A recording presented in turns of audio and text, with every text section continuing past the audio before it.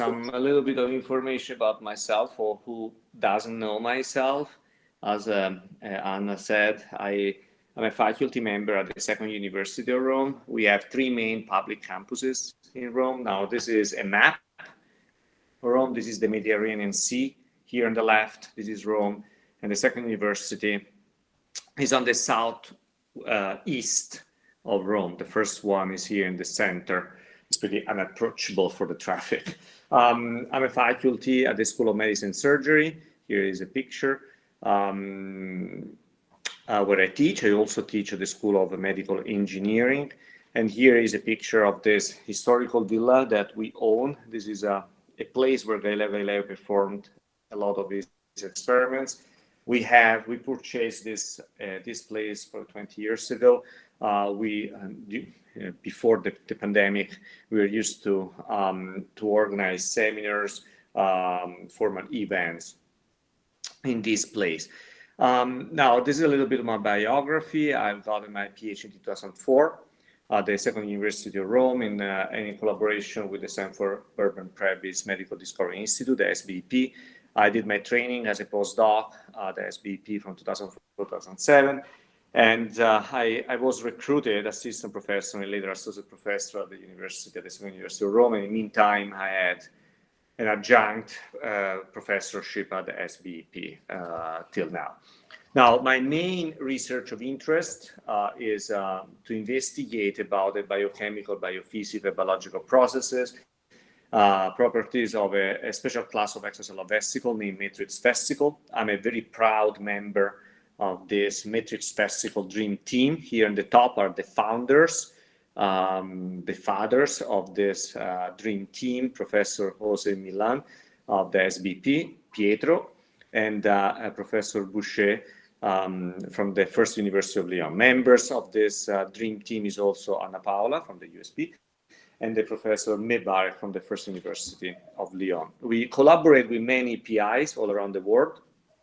For instance, Professor Esener from the Oregon Health and Science University and Professor Picula from the Nanking Institute in Warsaw, but as well as many other PIs in my campus, Professor Magrini, Rosato, and Moriello, the Second University of Rome. Now, as I mentioned before, my main research interest is nanomedicine, my main research interest, and a field of nanomedicine is extracellular vesicle. In particular, I've been investigating a special class of extracellular vesicle named Matrix Vesicle.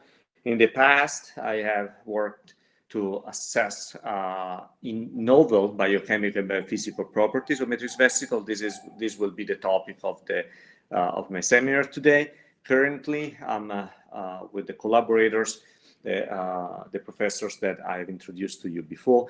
I'm assessing the crosstalk between phospho-1 and TNAP. I'm also assessing the role of phospho-1 in atherosclerosis. In collaboration with Pietro and Anna, we are trying to figure out the role of certain biological processes in the biogenesis and function of Matrix Vesicle. For instance, we are trying to figure out what is the role of autophagy and mitophagy in the Matrix Vesicle biogenesis, as well as what's the role of ceramide in biogenesis of Matrix Vesicle. We are also assessing what is the role of particular proteins derived from the extracellular space in the function of Matrix Vesicle. Myself and Anna are co-tutoring a PhD student, Lucas.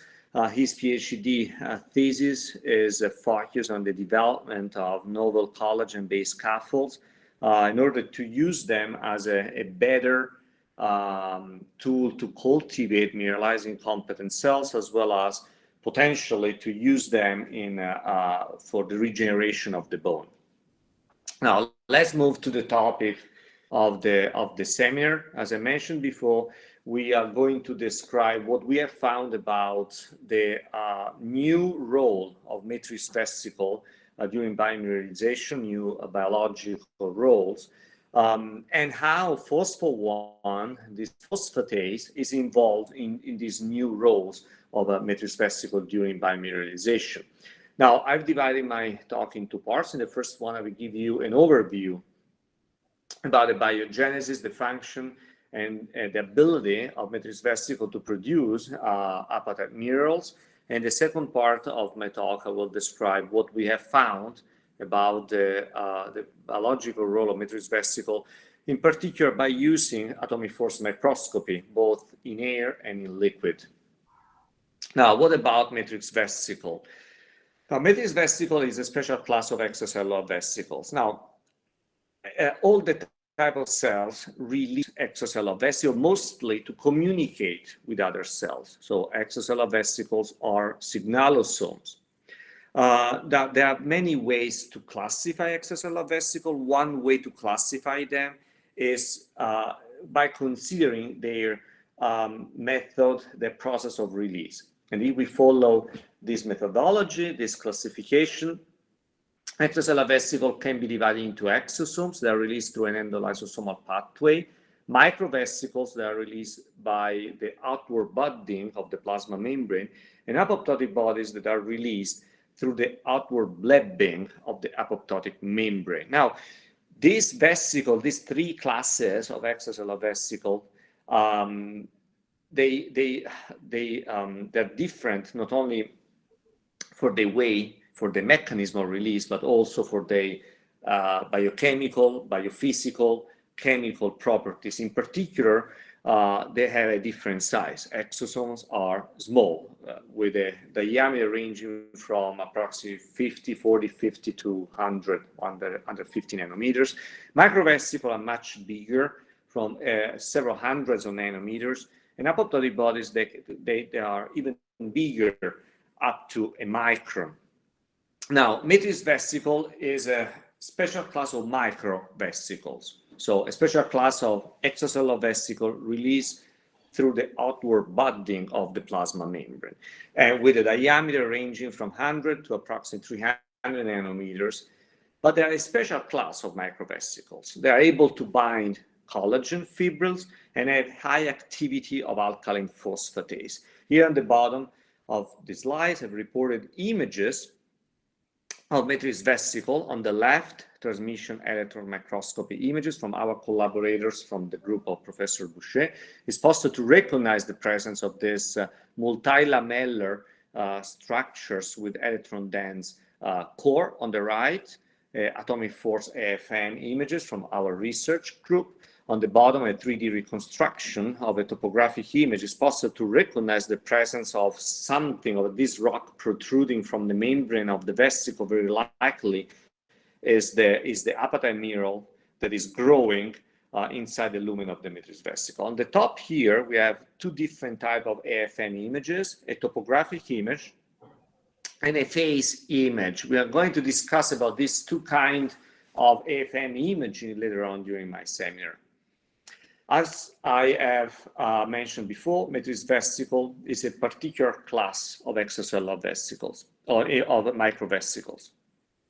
They are released from the plasma membrane through outward budding of the plasma membrane, but they're released from a specific region of the plasma membrane. They're released from the apical side of microvilli-like membranes of special class or special type of cells. Only differentiated, terminal differentiated growth plate chondrocytes and mature osteoblasts are able to release matrix vesicle during physiological biomineralization. It has been hypothesized that also vascular muscle cells are able to release matrix vesicle during pathological, during ectopic biomineralization, although it still has to be validated.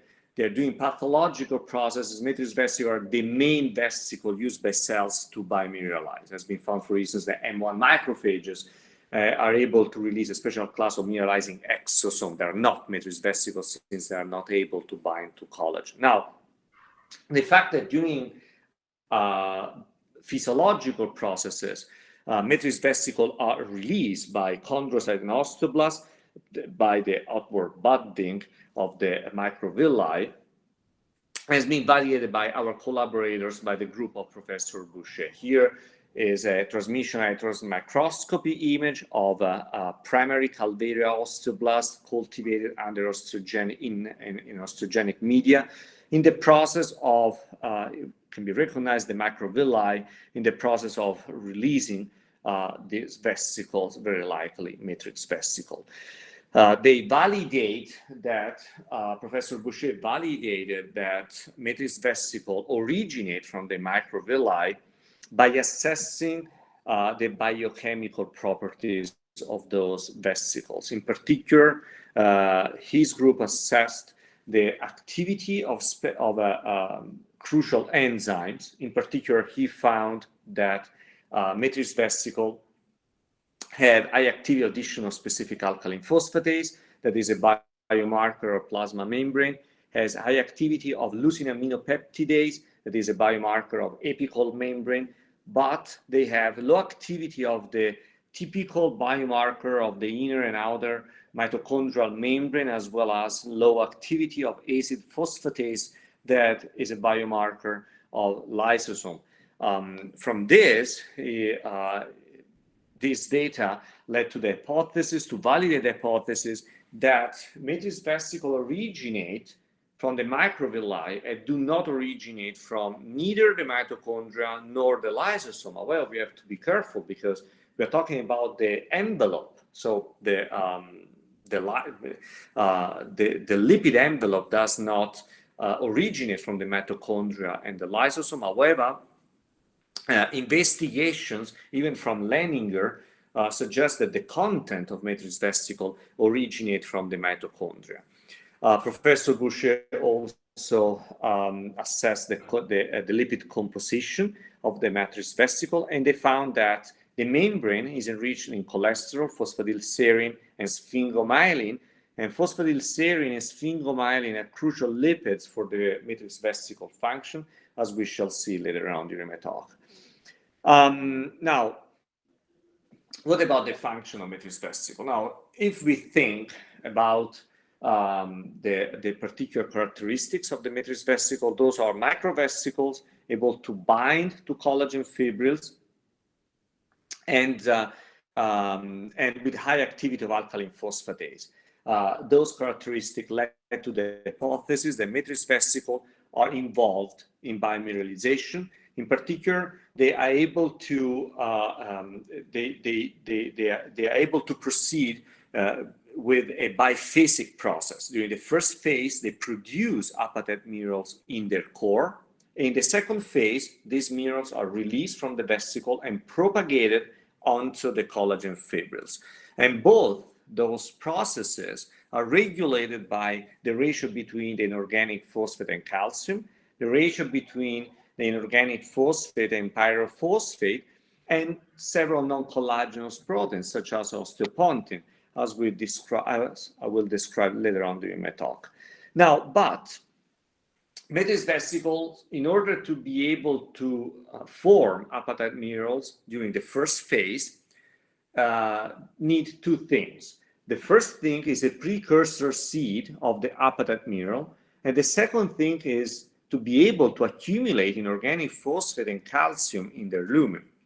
Now, there are several models have been described that matrix vesicles are able to accumulate inorganic phosphate and calcium through different mechanisms. For instance, matrix vesicles are able to accumulate inorganic phosphate in their lumen, directly producing inorganic phosphate in their lumen.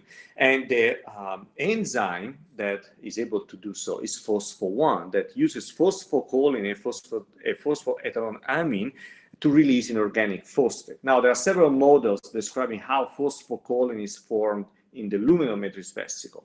One of those models described phosphocholine released from sphingomyelin through the action of neutron sphingomyelinase. And for these reasons, sphingomyelin is so important for the function of the matrix vesicle. Another model, inorganic phosphate is formed not intraluminarly directly, but extraluminarly by the action of tissue-specific alkaline phosphatase that use ATP and pyrophosphate to release inorganic phosphate, and then inorganic phosphate is introduced in the lumen of matrix vesicle through the phosphate transporter 1, PIT1, and pyrophosphate is released from the nucleotide pyrophosphatase phosphodiesterase 1 and PP1 that use ATP to produce pyrophosphate.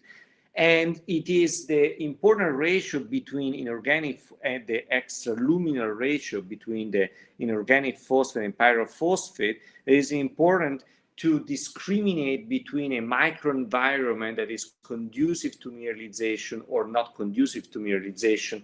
And therefore is the important ratio between the activity of MPP1 and TNAP that decides, that discriminates between mineralizing or a non-mineralizing microenvironment. What about calcium? Now, calcium, there are two models of how calcium is introduced in the luminometric vesicle. In one model, described calcium directly pre-accumulated into the lumen of matrix vesicle before the vesicles are released through the outward budding of the microvilli. And calcium is stored in the mitochondria. In a certain moment during the cell life, mitochondria release calcium in the cytosol and is grabbed by calcium binding proteins such as annexin 5 that accumulate calcium in the proximity of the inner leaflet of the plasma membrane before the release of matrix vesicle. Another model describes calcium introduced in the lumen through a calcium channel in the release matrix vesicle. Now, the majority of the report describe this calcium channel as an unknown calcium channel, but recently Professor Boucher assessed the location of annexins in matrix vesicle, and they found that annexins are present in 3 different locations in the matrix vesicle, in the lumen, in free form, absorb onto the inner leaflet of the matrix vesicle membrane or transmembrane. And in this case, annexin 5 or annexin 6 can be transmembrane proteins, and they might act as a calcium channel, therefore able to transfer calcium from the extraluminal to the lumen of the matrix vesicle. Now, as I mentioned before, calcium and phosphate are used to allow the growth and the crystallization of the precursor seed. Is a certain moment the precursor seed occupies the entire volume of the matrix vesicle, somehow is released. Now, how the apatite mineral are released from the matrix vesicle is still under debate. Can be through a mechanical process, therefore the apatite minerals grows so much that it is able to rip off the membrane of the matrix vesicle, or as Professor Boucher suggested, is through the action of phospholipases that somehow destroys locally the membrane, enable the release of the apatite mineral in the extracellular space. Now, after the release, osteopontin, when it's phosphorylated, is able to bind hydroxyapatite minerals, thus inhibiting the propagation onto the collagen fibrils. Upon dephosphorylation by tissue-specific alkaline phosphatase, osteopontin detaches from the hydroxyapatite. At this point, the propagation is enabled. Now, what I said before till now is describing the functional matrix vesicle in biomineralization, as a nanoreactor able to form apatite minerals in the core and enable the propagation. But recently, microRNA, in particular microRNA 125b, has been found in the lumen of matrix vesicle. And this led to the hypothesis that matrix vesicle can act not only as a biomineralization nanoreactor, but also as a signalosome. Therefore, they are involved also in cell-cell communication.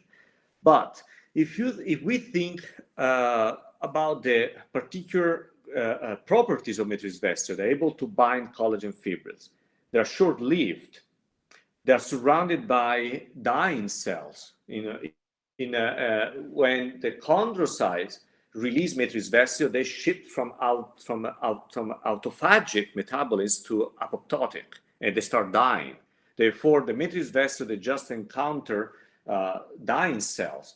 Therefore, for this reason, if matrix vesicle act as a signalosome, this activity is just of limited occurrence and of a very short distance. But Normally, matrix vesicles are modeled as a biomineralization nanoreactor, not as a signalosome. As I mentioned before, in order for matrix vesicle to be able to form during the first phase of the process apatite minerals, they need not only to be able to accumulate inorganic phosphate and calcium, and we described the several mechanisms that have been hypothesized, but they also need a precursor seed that somehow they grab the calcium and phosphate and they grow to form the mineral. And Woutier and collaborators more than 20 years ago assessed the presence of this precursor seed, also named the nucleational core. What they did is to isolate matrix vesicle from the growth plate of chicken. They dried them, they destroyed the membrane, they isolate the content, and assess the morphological and biophysical properties of the content of the matrix vesicle lumen using TEM, FTR, NMR, and so on. And what they found, their data, their results suggested that indeed was present a nucleational core.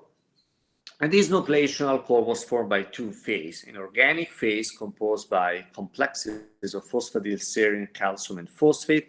And for this reason, phosphatidylserine is so important as a lipid for the matrix vesicle function. And these complexes are also, comprise the proteins such as annexin 5. But there is also an inorganic phase in the nucleational core that is composed by amorphous calcium phosphate. Now, but we have to consider one important point. Those investigations have been carried out by using dried matrix vesicle. As I said before, matrix vesicle were dried, destroyed, and the content was isolated. During this process, if we think that the nucleational core is present in the luminometers vesicle is filled with a buffer, during the drying process, the chemical equilibrium might be shifted to one direction or the other one, therefore introducing possibly potentially artifacts. Therefore, the presence of the nucleational core and the function of the nucleational core till now is still under debate. Now, with this, I have terminated the first part of the seminar. Let's move to the second part, how everything started.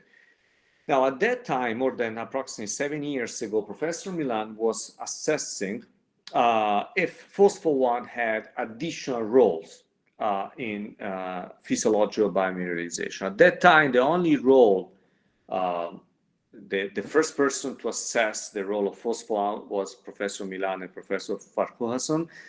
They found out that phospho-1 is important because able to form inorganic phosphate in the matrix vesicle lumen. But at that time, Professor Milan was working with phospho-1 knockout mice, and he figured out that phospho-1 had additional functions, was a much more important phosphatase than the previous investigations suggested. So there was a phosphatase at a much higher level with respect was suggested. And therefore, he asked me to assess the biophysical properties of matrix vesicle isolated from wild type chondrocytes and phospho-1 knockout chondrocytes in order to figure out if somehow phospho-1 had additional roles during biomineralization, in physiological biomineralization. Therefore, I received the vials with the wild type matrix vesicle, and I prepared the atomic force microscope samples by fresh cleaved and a mica surface. I dropped a little bit of the solution, I dry it, and I image it. And what I found is the presence of sort of spheroidal features with a very broad distribution of volume, approximately by modal distribution of volume. That was not, that didn't surprise us because we expected to find matrix vesicle at different stages of biomineralization, therefore with different volume, with different values of volume. I also recorded the topographic image, and I did the reconstruction in 3D, but also record the phase images. Now, phase imaging is a secondary imaging technique by means of atomic force microscopy that is able to correlate changes in the phase shift to changes in the viscoelastic properties of the sample. However, is not able to give us a number and to quantitate the viscoelastic properties, just to give us an information if qualitatively something is changing. And in particular, this region corresponding to higher value of phase shift corresponding to region with high value of viscoelasticity, region with lower value of phase shift corresponds to region with lower value of viscoelasticity. In particular here, we saw that by topographic images, we saw that the morphology of the surface, the surface of the vesicle was extremely bumpy. Here we can see this rock protruding from the surface, and this rock corresponds to a region with very high value of phase shift. Surrounded this region, much more smooth, correspond to region with much lower phase shift. Therefore, we hypothesized that this region with this rock was the inorganic phase of the nucleational core, surrounded by the organic phase, the proteins and lipids that compose the organic phase of the nucleational core.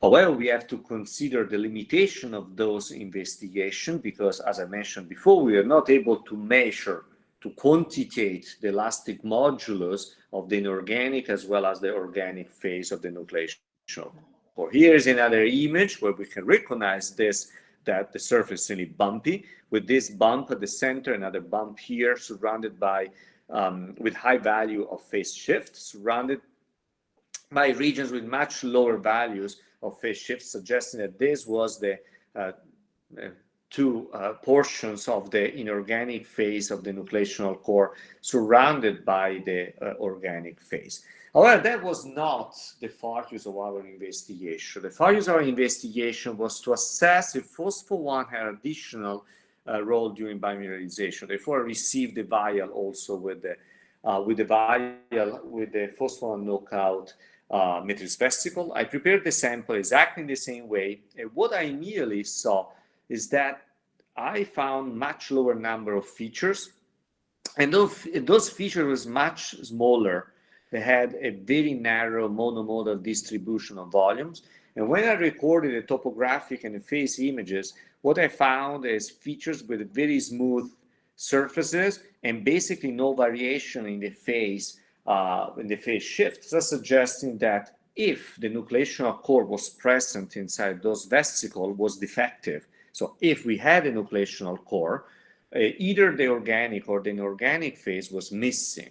Now, those data suggest us that phospho-1 is not only important for the production, for the formation of inorganic phosphate in the lumen of release matrix vesicle, but it has much higher function in the cell, is a driver of the release, of the biogenesis of the matrix vesicle, as well as, very importantly, of the pre-assembly of the nucleational core before the matrix vesicles are released.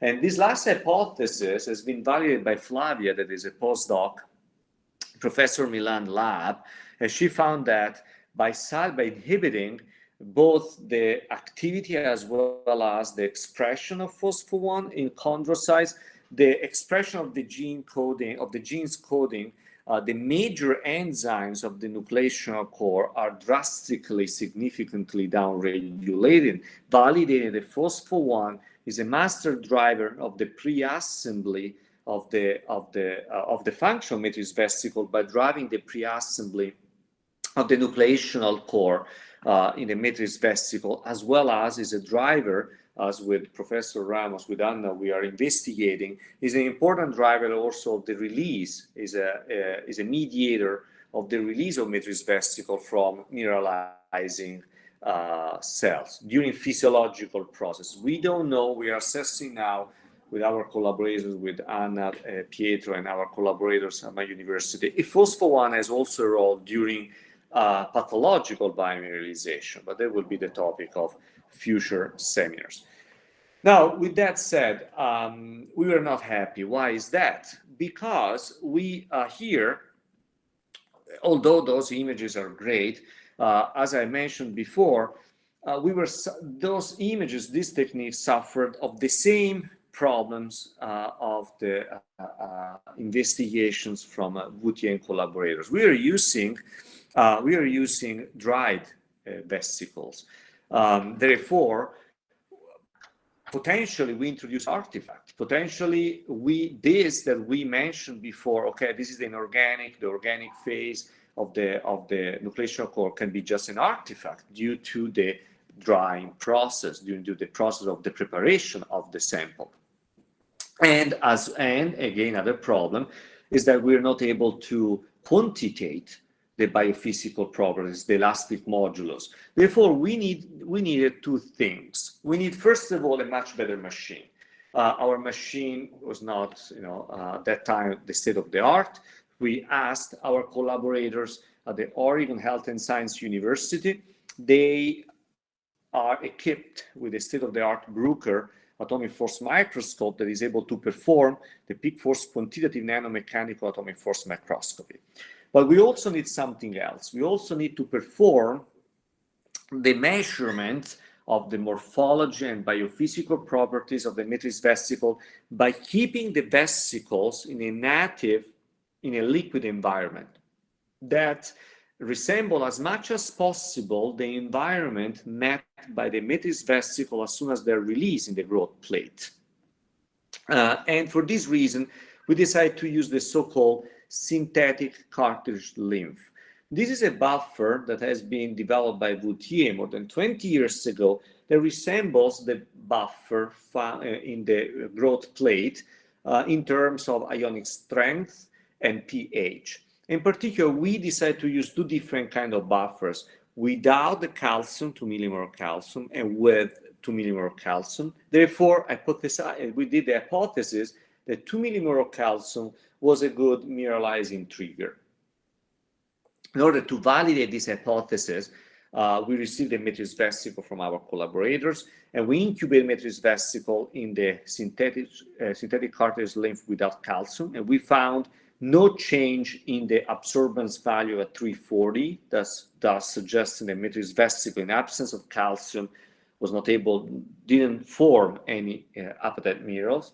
But as soon as we added 2 millimolar of calcium, we start seeing after approximately 2 hours an increase in the absorbance value at 340 nanometers, suggesting the production of apatite minerals.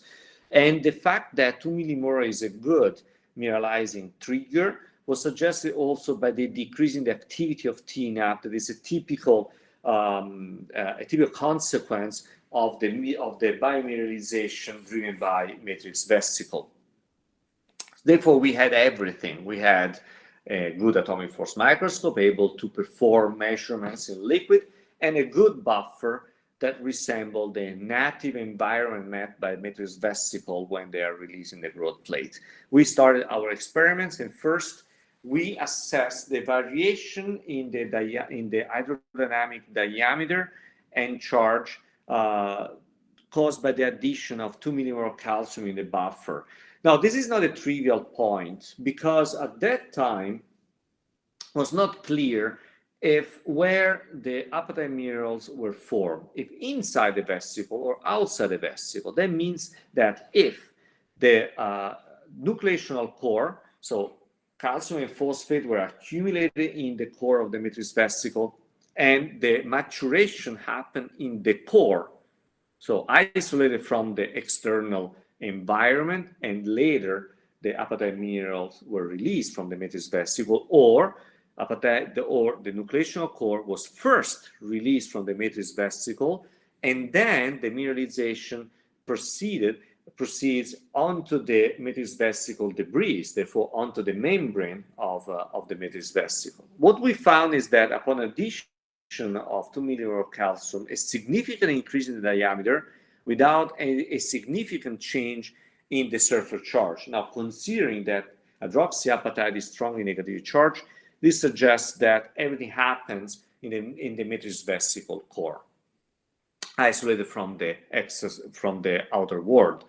Now, this is what we obtain with that machine. Now, this machine is a state of the art because it's able to record the so-called volume image. What does it mean?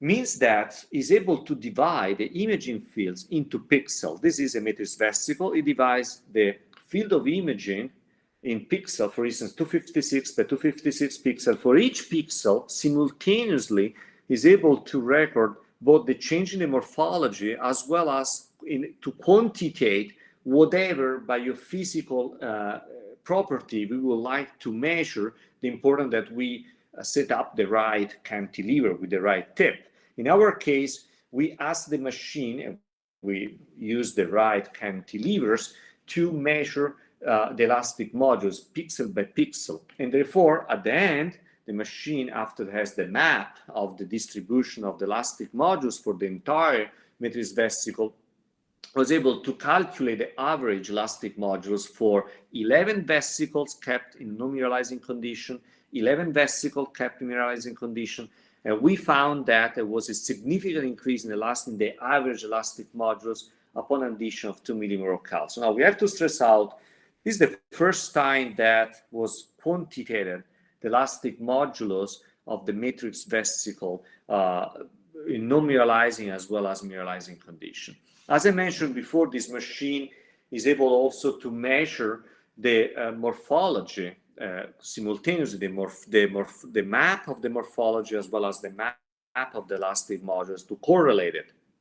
Now here, we put 4 images, 4 cross sections of 4 vesicles in order to simulate 4 frames of a movie describing the matrix vesicle-driven biomineralization. If we look at the image on the left, we can see that there is the central region with higher value of height that correspond to higher value of elastic modulus, surrounded by this puckered, deflated region with much lower value of the height, corresponding to much lower value of the elastic modulus.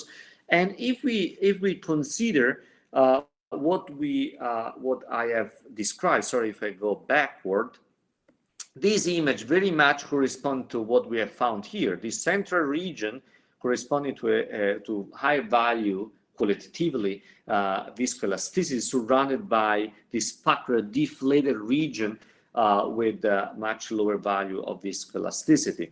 Therefore, by using this peak force quantitative nanomechanical atomic force microscopy technique, we validated what we found through phase imaging. So this was the inorganic phase of the nucleational core surrounded by much softer region that was the organic. And now we are sure because we quantitated, we measured the elastic modulus.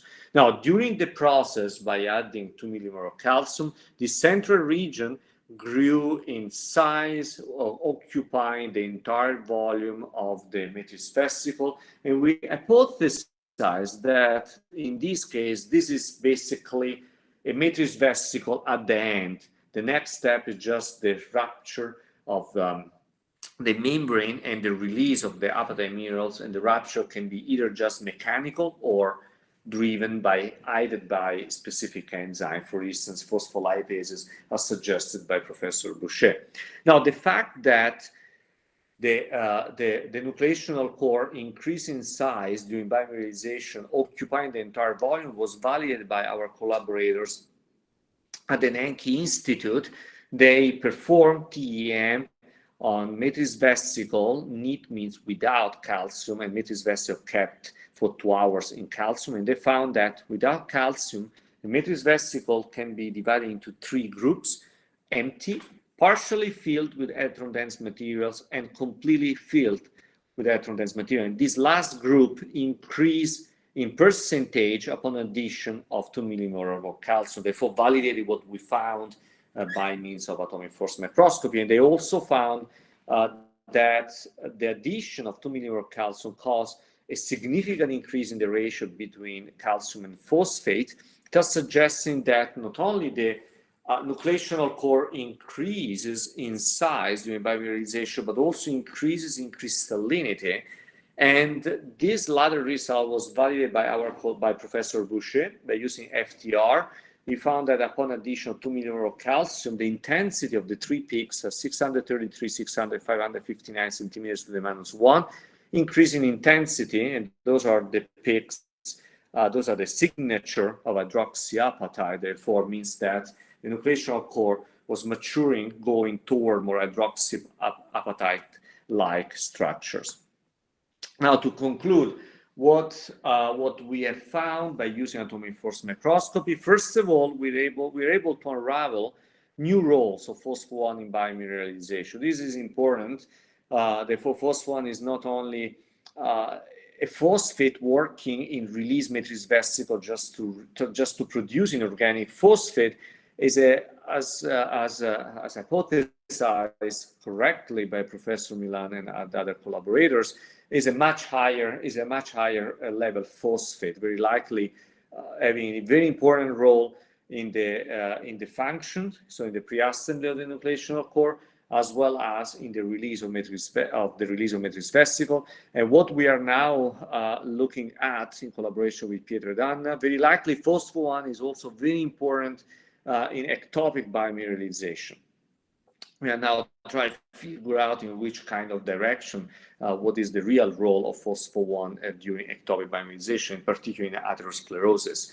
And I have to say that people that use CSD also found that phospho-1 is related in rheumatoid arthritis. So what is happening, that phospho-1 is really a much higher level. So what was hypothesized by Professor Milan 7 years ago was indeed true. What we also found by using atomic force microscopy, we validated the presence of the nucleational core. So we did not use dried matrix vesicle. We did our experiments by using hydrated vesicles kept in a native environment. Therefore, we didn't introduce any artifact. And for the first time, we not only validated the presence of the nucleational core and the fact that the nucleational core grew and matured in the core of the matrix vesicle. For the first time, we're also able to quantitate the value of the elastic modulus, the quantitate the variation of the elastic modulus of the matrix vesicle during biomineralization. And here is my favorite page, the acknowledgements. I have to special thanks to my friends and mentors, Jose Luis Milan, Pietro, and René, as well as my dear friends and collaborators, Anna Paola and Saida. And special thanks to the students. We have to consider that the students are extremely important in the lab life. They do all the hard work. Flavia, at all the level, postdoc, PhD students, undergrads. Flavia is a postdoc in Jose Luis lab. Now she got a position at Harvard. She is completing a study about the crosstalk between phospho-1 and TNAP. Very interesting stuff. Marcus is a talented PhD student in Anna Paola lab. He is conducting investigations to assess the role of autophagy, mitophagy, as well as the role of certain enzymes in the release of matrix vesicle. Lucas is our dear co-tutored, talented PhD student between me and Anna Paola, is developing novel scaffolds based on collagen. Manuela is performing the assessment of phospho-1 in atherosclerosis, and she found that phospho-1 has this a very important role in atherosclerosis. And as I mentioned before, this data were validated independently by a group at the UCSD. Therefore, I think that she's doing a great job. And those are the undergraduate students. Chiara, she will defend her thesis in medical engineering next Monday. She's extremely agitated and nervous. Julia, she will get her thesis. She will discuss her thesis in October. And Alessia and Leonora, the youngest one in my lab, just started doing some experiments with matrix vesicle. Special thanks to the funding agency, NIH Horizon 2020, my university, and special thanks to all of you. I'm open up to answer to your questions. Thank you. Thank you very much, Massimo. for your great presentation. I think that anytime I hear you talking, I learn more about the matrix vesicles and the characterization of the systems. And I'd like to introduce you my colleagues, Juliano, Lucia, Rogéria, and Carlos. They are sharing the coordination of the seminars with myself during this semester. Rogéria was my postdoc supervisor. Carlos is the one Nice to meet you. Carlos is the one that is carrying the lipidomics out. Do you remember the lipidomics I showed you? So Absolutely, Carlos is, yes, very interesting stuff. Carlos is the guy of the lipidomics. So I think we can. I forgot to say something important. Massimo said we are co-tutoring Lucas. So the PhD of Lucas, your colleague, is a double degree. So Lucas will get the PhD here in Brazil and also at the University of Rome in Vergata. In Europe, wait, actually he can do even better. If he has to spend time in Italy in my lab, at least for 6 months, and he's going to have double PhD at the USP and at the Second University of Rome. But if he does also next at least 3 months in another country in Europe, can be a much higher level, the European PhD that is pretty prestigious. So this is our target with Lucas, to send him in Lyon. Yeah. We have this kind of agreement with Professor Bottini and his university. So if you guys are interested in this research line, Professor Bottini also works in nanomedicine and other talks related to protein corona. So you can contact him. His lab is completely open to receive the students, and we can help in this way. Mask, but yeah. Unfortunately, Lucas was supposed to be there now, but for obvious reasons. Very unfortunate because Lucas is extremely talented, and yeah. So now we can be open for questions. Sorry. Yeah. Massimo, è un gran piacere, no? Speriamo che la prossima volta sia qui in Brasile. Sì, no? Io ho preso una fellowship. Sì. I don't know if Anna Paola told you that I have this fellowship. Yes. We are waiting for you here in really our messed up all the programs. So the plan was last year, me and Julia to come to Brazil, leave Julia to work with Anna Paola, and I come back. Me to come back with Lucas, and Lucas to spend 1 year during the year to spend 3 months in Lyon. And the plan was to have Anna, Pietro again here in January, and then me to come, me to work, to visit all of you like in February. So this pandemic really messed up all the plans. Yeah. So, but the most important thing now is to be healthy. So and wait a little bit more. So, but I think in a very soon you will be here also, and we can also discuss a little bit more. But I'm very curious about the phase 1 in during the hydroxyapatite or apatite formation. So can you speak a little bit more about this nuclei formation? Is only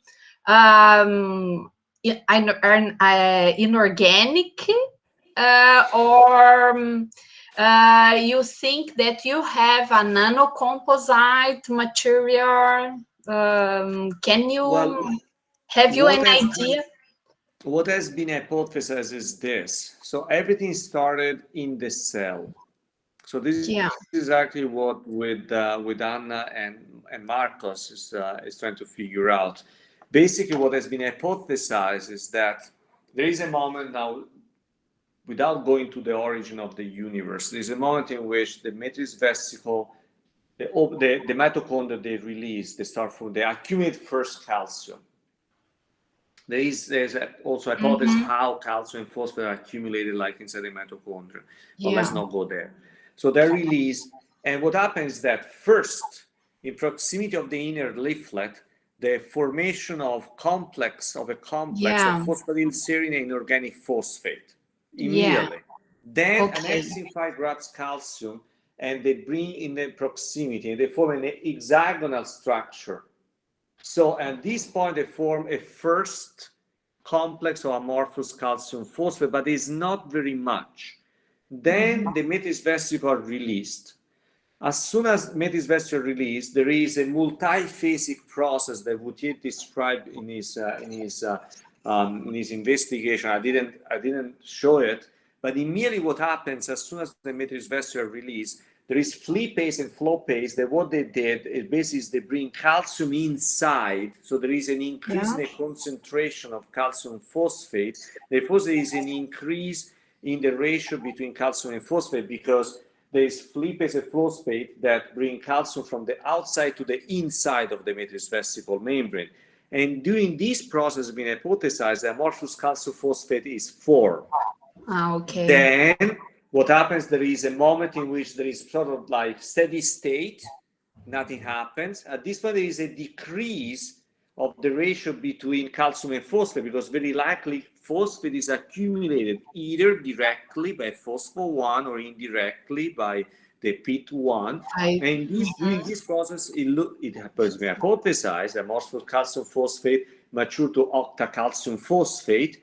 And then there is again an increase in the calcium phosphate, so they probably annexins, and this is the hypothesis of Professor Boucher, that there is a decrease in the pH inside the matrix vesicle, and these modify the location of annexin that from the inner, they start moving from in free form, they absorb onto the surface or even become transmembrane, and they start working as a calcium channel. Calcium can enter.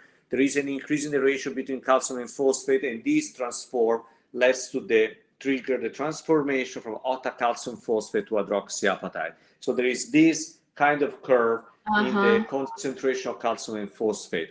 So at the beginning, the nucleational core. So the first step of the accumulation of calcium between of the phlipase flow is super fast. So this amorphous calcium phosphate immediately formed, and from the TM investigation from Vautier is for sort of grapefruit. So basically nanoparticles of couple nanometers of a couple of nanometers. Therefore, here I have the image. I can show you. Wait. Entire screen allow. So you can see, right?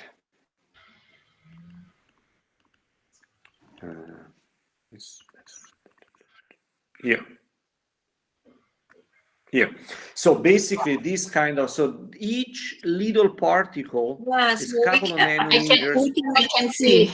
You can't. Okay, I cannot.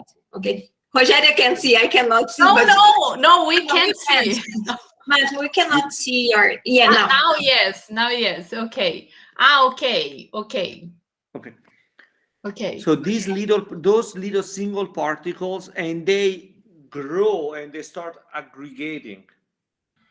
But again, is that now we don't know if this is true, because now the presence of those are the amorphous calcium phosphate. So those are the single packets of amorphous calcium phosphate of the nucleational core. They aggregate to form much bigger one. But of course, people don't know if this is an artifact due to the drying process. Of course, even with our investigation through atomic force microscopy, we were not able to see this problem. Because Massimo, but you think that this amorphous calcium phosphate don't have, for example, also a linked relationship with the complex or not? Yes, it is. It is the fact that annexing 5 for this hexagonal structure is a sort of template. For the growth. Actually, this template is necessary for the maturation also calcium phosphate to octacalcium. To grow. That was would be described. And is much more expert than I am on this stuff. It's also bound to phosphoserine.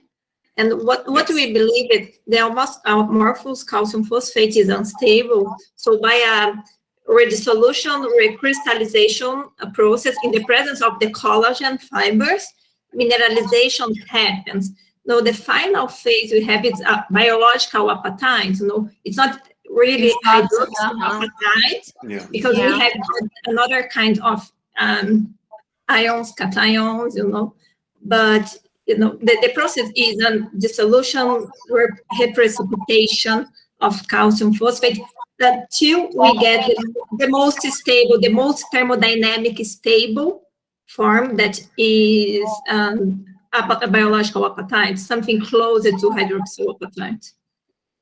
But also there's a second part, the formation, driven by collagen. So on the surface also happens inside the vesicle, or no, extra, no extra. This is another very nice question. Okay, it's only No, but it's a good question because we don't know if the vesicle binds to collagen before or if you release the amorphous calcium. There is a nice picture images that really puzzled Professor Milan all the time. That he asked a collaborator to take images with cryo-TM, so it doesn't lie. TM that can introduce artifact, blah blah blah. Cryo-TM. And those images, when he showed me the images, I remember that was 5-6 years ago, we had to start from scratch again, because he showed, the presence of this beautiful matrix vesicle electron dense material, but also chondrocytes. Inside the chondrocytes, very well visible, collagen fibrils attach directly this vesicle inside the vesicle, and outside the chondrocyte directly this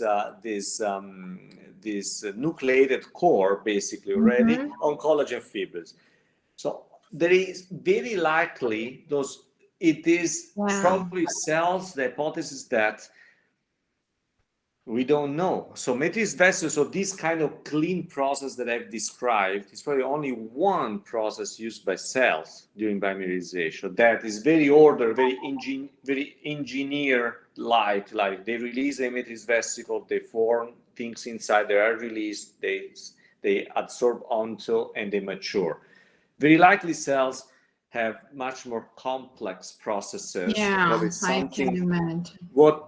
With Anna, what Marcos is trying to figure out is that, because for instance, chondrocyte is autophagic, but what people really found with osteoblasts many times is the presence of these intracellular vesicles with mineral inside. And many people found them. Therefore, it might also be that, and matrix vesicles are not the only one. M1 macrophages, pro-inflammatory macrophages, has been found that they release exosomes because they have all the biomarkers of exosome able to mineralize. Low TNAP activity, not able to bind collagen, but able to mineralize. So how? Now, our collaborators, there is one person at the Burnham Institute. She's assessing some disease of the eyes. She found this presence of really lipid particles because she's not even able to define and classify if they're micelles, liposomes, or whatever, with minerals onto the hydroxy onto the surface of these lipid particles. So there is, and indeed, I remember that during the seminar, Professor Milan said, there is any collagen and TNAP activity. If you want at least to have an idea if we are talking about matrix vesicle or not. Otherwise, we don't know. But definitely there is that matrix vesicle have a role, is no doubt.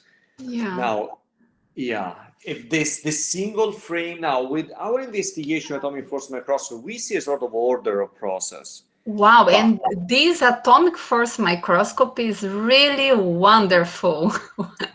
The one with the $500,000 it's not a question, machine, it's only a comment. So I will ask you more the just one from after, the Oregon because side. really to have the value of the elastic modules is really That machine is fantastic. no, I didn't know about that. So it's the first time that I'm seeing something with values. So and we work with a lot of different nanocomposites. So it's not mineralized, but okay, it's nanocomposite, and this technique will be really the best one to control.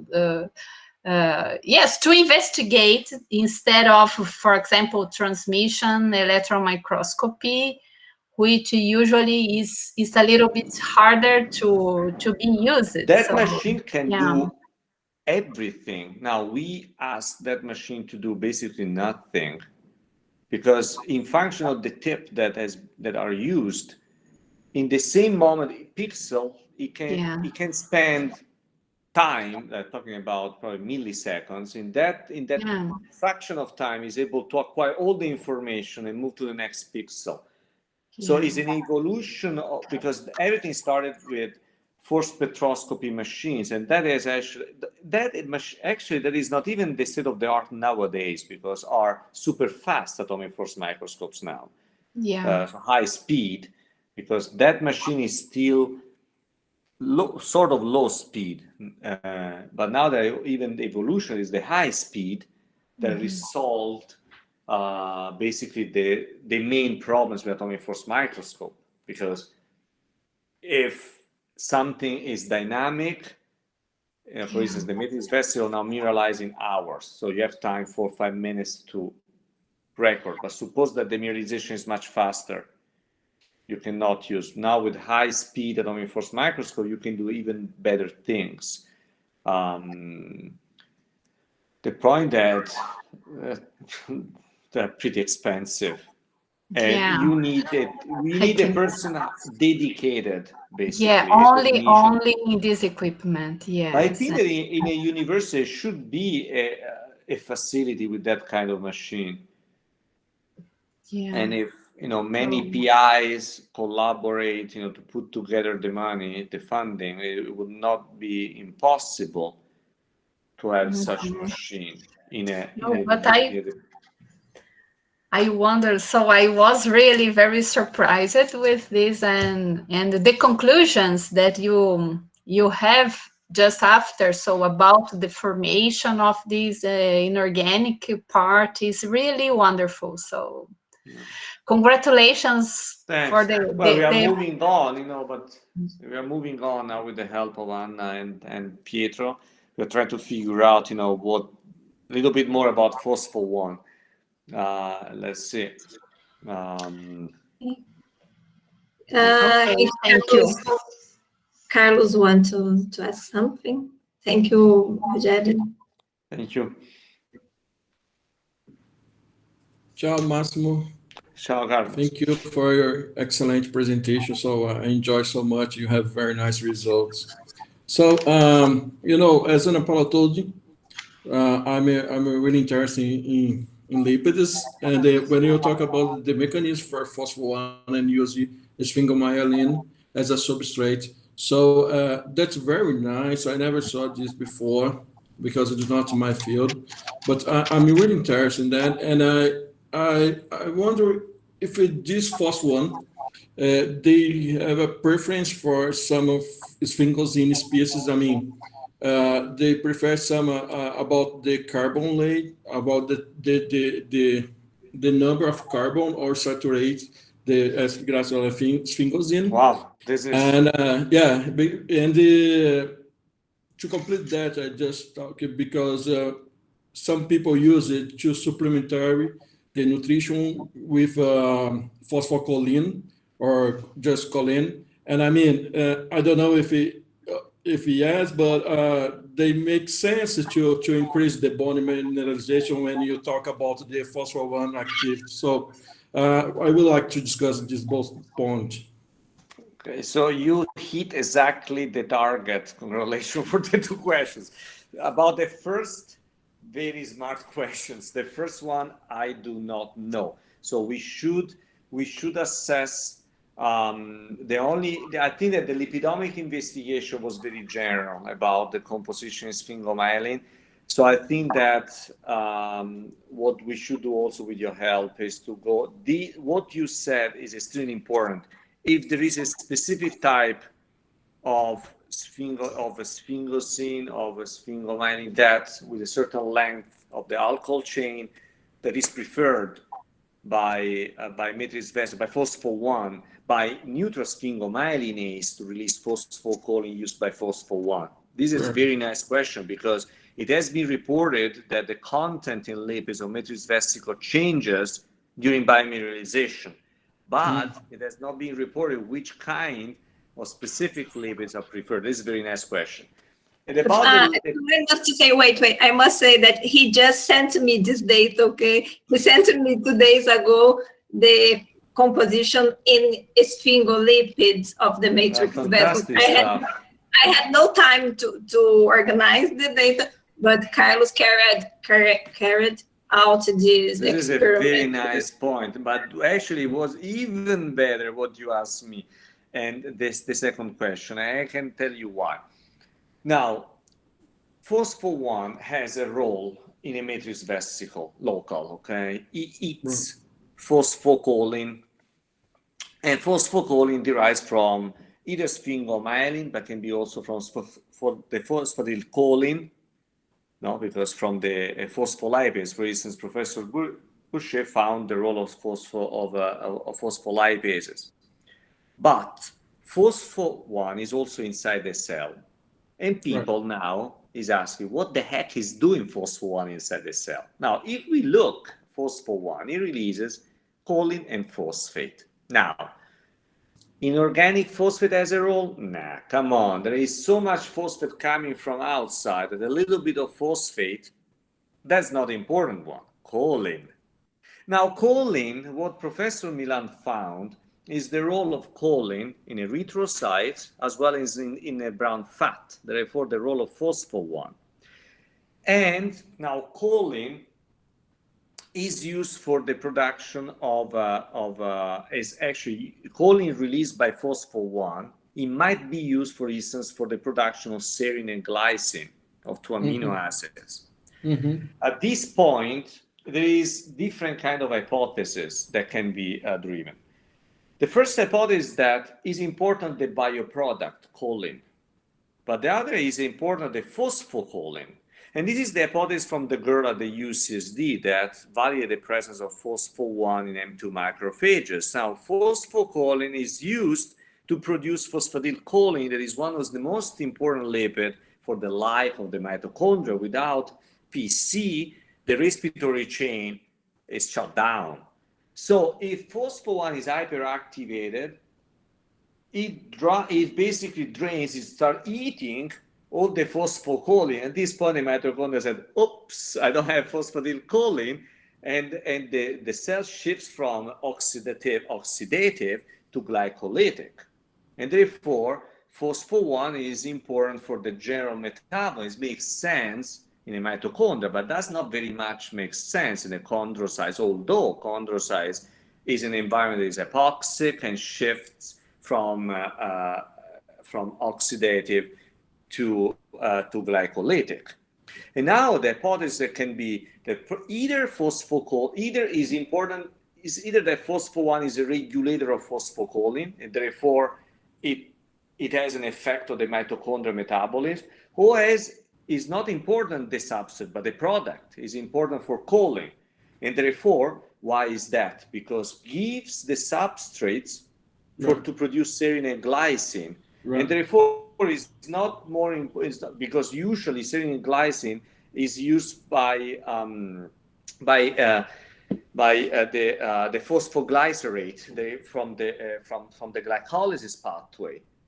But if there is phospho-1 giving the substrate for glycine and serine, is not necessary to pump up the glycolytic pathway. Therefore, the cell can be oxidative. So we don't know. And to make the story much more complicated, Flavia found phospho-1 in the nucleus of cells. That doesn't make any sense. So like a transcriptor factor. Your question is extremely important, because this is actually what the people that use this data, the main competitor, they're not really competitor, because we are working at atherosclerosis, they're working on arthritis, we are working in an environment that is calcifying, they're working in an environment that is just inflammatory, there's no calcifying, but they're working on phosphocholine. So she gave a seminar like a couple of weeks ago, and what she said that, in my opinion, so in your opinion, phospho-1 interacts with the Kennedy pathway of production of the synthesis of the phosphatidylcholine in the mitochondria. It can also be, but we found actually that when you activate, basically there is a change also when there is during mineralization, this hyperactivity is basically the increase in the expression of phospho-1. There is also change in the expression of those genes for the synthesis of glycine or serine. So something happens. But we also found that it is in the nucleus that it doesn't make any sense. So it can be also work, that it binds to the promoter directly. So it's like, sort of transcription factors. Yeah, and it's very interesting, because if you think about these vesicles can be a rich sphingomyelin lipids inside them. You can think that before you drive the metabolism for sphingomyelin, you can be driven before this metabolism to increase one kind of species of sphingomyelin in that point, and in this point you have the biogenesis of the microvesicle, like in ER, in reticulum endoplasmatic. So, and maybe there is a modulator about this metabolism, lipids metabolism, sphingolipids metabolism in this point, and something increase and drive before the biogenesis. Because, I mean, there's something more specific that we know now, and it's very interesting. I mean, you have many questions to do, and maybe we can you are analyzing the composition lipids of the vesicles. Yeah. Okay. You analyze before with or without phospho inhibitor, Anna? No. We analyzed only the chondrocytes and the vesicles. So we isolated the chondrocytes. That's important. Yeah. The one that Heitor carried out the experiments. Heitor isolated the microvilli, the matrix vesicles, remember the experiment, and the basolateral membrane. And we are comparing now the vesicles and the chondrocytes on the growth plate. Can I ask you something? To really have the answer, if you have a chondrocyte or an osteoblast cultivating under osteogenic media, okay, you can use or not the phospho-1 inhibitor, isolate the mitochondria, measure the lipid content. No, it's in our plan. Now we started with our controls. We need the control. Exactly. So if we see actually to eliminate the hypothesis that phospho-1 has a role in mitochondria, we can directly isolate the mitochondria with or without phospho-1 inhibitor. When you inhibit phospho-1, is something, in mineralizing or non-mineralizing conditions, if it happens, something changes, means that, phospho-1 has a role in the phosphatidylcholine. If not, means that it's doing something else. Yeah, that's the, Sorry. But definitely, definitely the point that when I told Professor Milan that other people that use CSD, it is actually a bad news, a good news. Bad news because, of course, other people who have more competitors, and a good news means that the idea that is crucial is true, because also for inflammatory disease means that it's considered a good therapeutic target. And this is what we thought also for atherosclerosis, that could be a therapeutic target. Much better than TINA. So our hypothesis is that phospho-1, not my hypothesis, the hypothesis of Professor Milan, that is higher level of TINA. Because it might work on the lipids, therefore on the overall metabolism, whereas TNAP doesn't work on the metabolism on the lipids. So lipids are important now for the metabolism of the cell. Right. Yeah. Okay, thank you for so nice to meet you, virtual meeting. Yeah, unfortunately. And if I could thank you for showing your results for us. Yeah, it was a pleasure. I hope when you come, Massimo, we will have more data about the lipids, and so we can talk together with Carlos and have more data to discuss. Hopefully, Heitor will get his postdoc fellowship, so he will keep working in this lipidomics. Also, yeah. Okay. More questions, Professor Massimo? The students? Usually the students are shy. Lucas is around. He should ask you something like, when I go there, when must I be there? Lucas has to, hopefully he will be able to September, October. Forget about. No, ask Carlos. Carlos is working with COVID. Ask him for the vaccine. I had my experience with the vaccination. I've got a question. Lucia. Yeah. As an environmental scientist, I can't get everything you said. You just have a picture of it. But I have a general question for you. Once you have it, once you find out, once you have it, the knowledge about these mechanisms for this biomineralization, what is the final product of your research? What you want to reach? Do you want to get a treatment for osteoporosis, arthrosis? You want to have it prevented? What is your final objective? Well, yes. First of all, since phospho-1 is related to physiologic biomineralization, it can be used as a biomarker, as a therapeutic target for sure for osteoporosis. And this is what we're trying to do with also Lucas, to do these new scaffolds in order to put cells and to regenerate things. Also important in osteoarthritis, there is ectopic biomineralization in osteoarthritis, but too many things to investigate. But also, we are trying to figure out the role in ectopic biomineralization. Now, what has been found in vitro, is that if you inhibit the activity of phospho-1 in vascular smooth muscle cells, you block the ability of those cells to mineralize. Now, during atherosclerosis, one of the hypothesized mechanisms during atherosclerosis is that vascular muscle cells, they switch to an osteogenic phenotype and they start releasing calcium phosphate. It's called calcifying. First microcalcification, then macro calcification. This hypothesized that the macro calcification are stabilizing. So basically, you form a rock, stay there, but at least it doesn't have any rupture of the unstable plaque.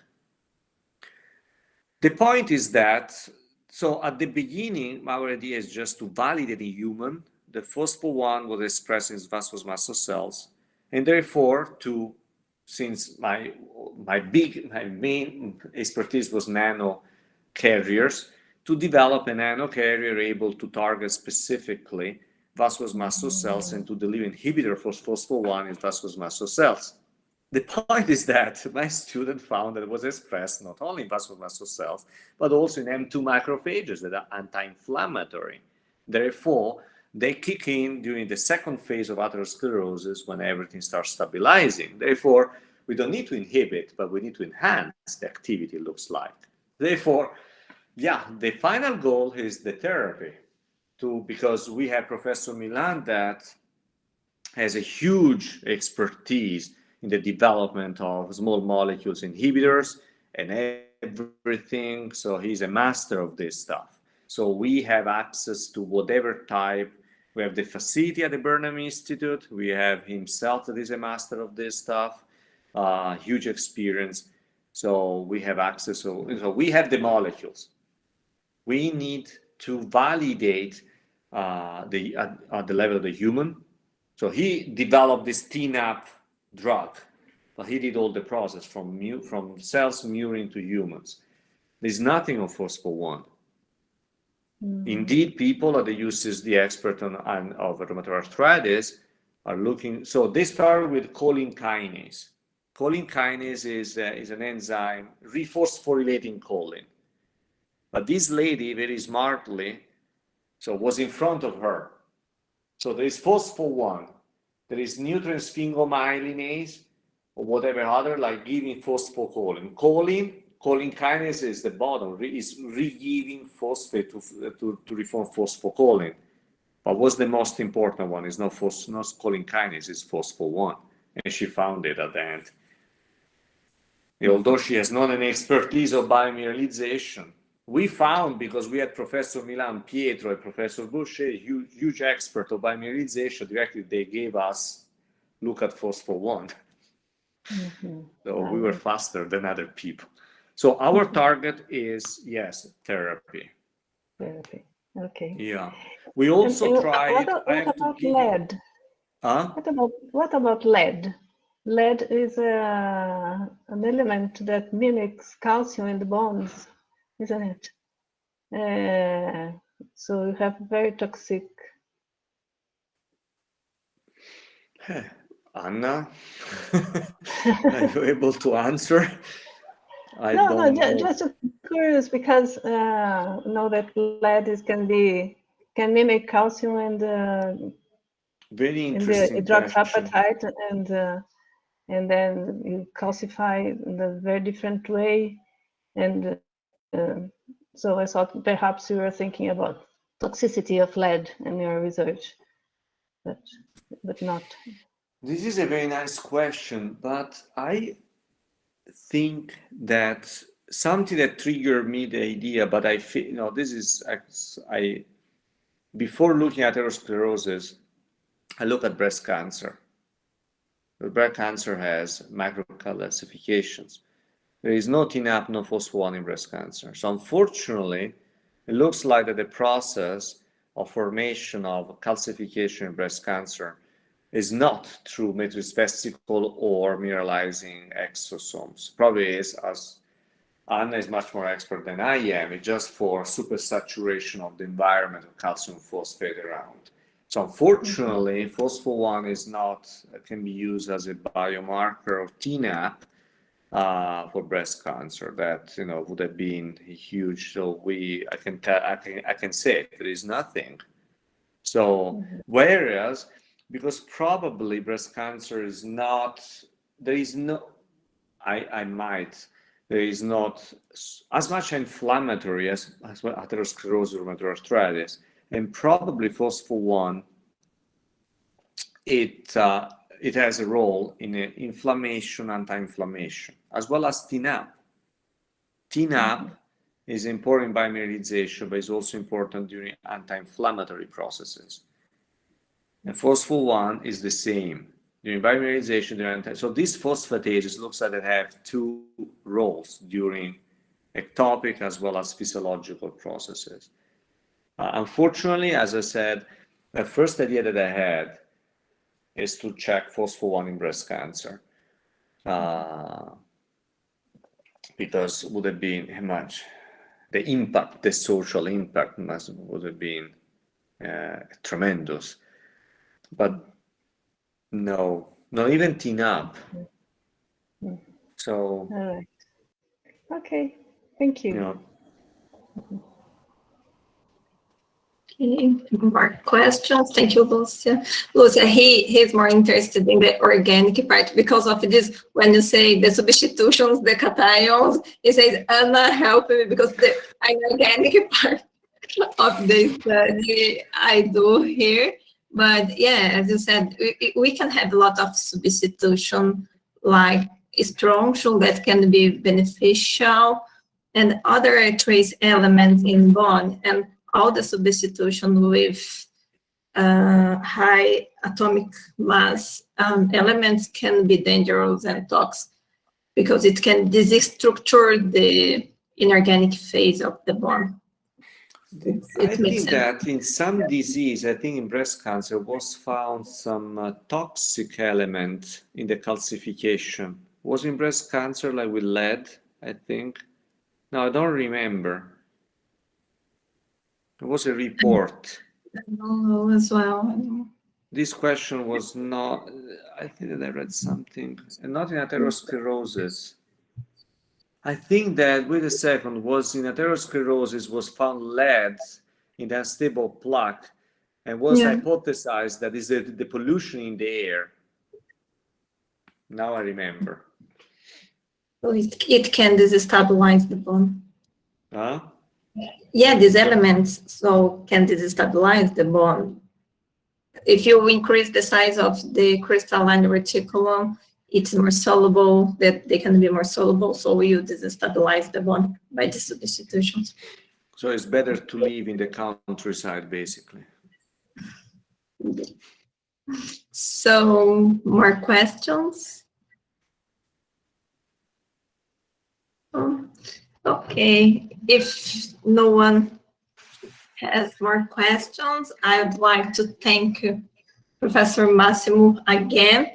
Thank you very much for this fruitful discussion, and we hope to have you around very soon so we can discuss personally. Please bring us some bottles of Italian wine as well to discuss. We can increase the level of the discussion. But that's for sure. Now they reopen the places from Monday. Yeah.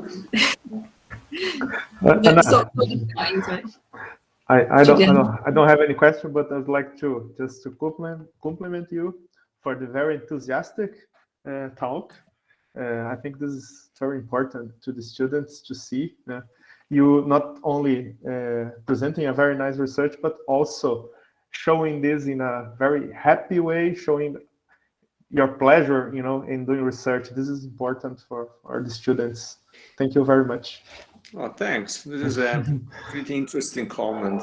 Well, if you do science is a passion, I also say that we do a non-job.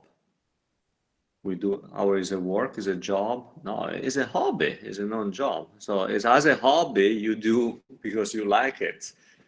So we are lucky to do it with some pros and cons, happy moments, less happy moments. Anna knows it when I complain. Pietro and Anna, they try to cheer me up all the time, especially Pietro when I get not funded. He sustained me in certain very sad moments, I remember. Yeah. So yeah, but it's very right. And we have also we have to transfer our knowledge to the students. We have to if there is a student that is potentially diamond, we have to recognize it, because not all our students will be excellent in science because they're not interested, it's not their field. But if you see that there is a dirty diamond, our duty is to uncover polish it and to expose it. And I think that certain students that I met, person working with Anna and Pietro, are diamonds, definitely. And, you know, this is the greatness of the PI, of the professor, to be able to recognize the diamond, to polish it, and to, yeah. Okay. Thank you again, Massimo. And thank you, everybody, for being here. Thank you for the discussion again. And see you all next Friday. Okay. Bye. Thank you very much. Have a good day. Bye. Bye. Okay. Thank you, Bye-bye. Massimo, Bye. and see you soon. Hopefully, at the end of the year with the wine, promise. Bye. Yeah. Don't for- Thank you. Bye. Bye.